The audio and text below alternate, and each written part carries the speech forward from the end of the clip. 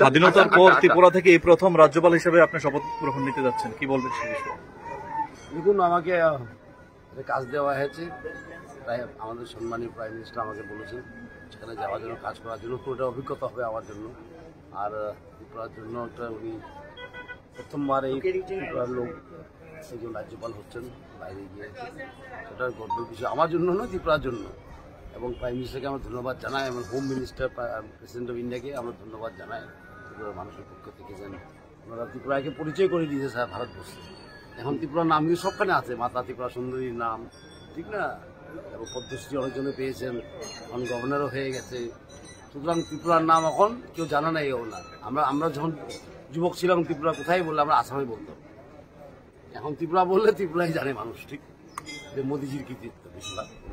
দীর্ঘদিন ধরে আপনি ভারতীয় জনতা পার্টির সঙ্গে ছিলেন, যে জায়গায় আপনাকে রাজ্যপাল করা হয়েছে সেটা না রে, রেজিস্ট্রি করে বিয়ে করব। গয়নাগাটি কিছু হবে না রে। দিদিকে আর কত চাপ দেব বল? দিদি আমার জন্য অনেক কিছু করেছে। আর না, এই তোর সাথে পরে কথা বলছি, রাখছি। দেখ তো পছন্দ হয়েছে কিনা। চল ড্রেসিং টেবিলে চল।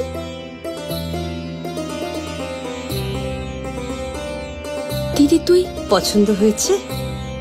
তুই নিজে বিয়ে করলি না, আমায় লেখাপড়া শেখালি, আজ বিয়ে দিচ্ছিস, মা বাবার কোনো অভাব রাখিসনি, আজ এভাবে সাজাচ্ছিস কেন?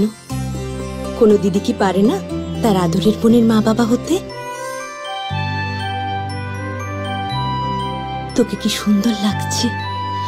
রাধাকৃষ্ণ জুয়েলারিতে চলছে বিবাহ মঙ্গল উৎসব। বিয়ের গয়নার প্যাকেজ মাত্র 1 লক্ষ টাকা থেকে শুরু। প্রতি বিয়ের গয়নার প্যাকেজের মজুরিতে থাকছে 15% ডিসকাউন্ট এবং ফ্রি ইন্স্যুরেন্স।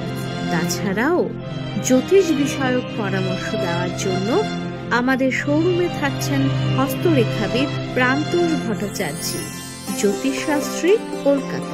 অ্যাপয়েন্টমেন্টের জন্য অগ্রিম নাম নথিভুক্ত করুন রাধাকৃষ্ণ জুয়েলারি, উষা বাজার, আগরতলা, ধর্মনগর এবং বিলোনিয়া।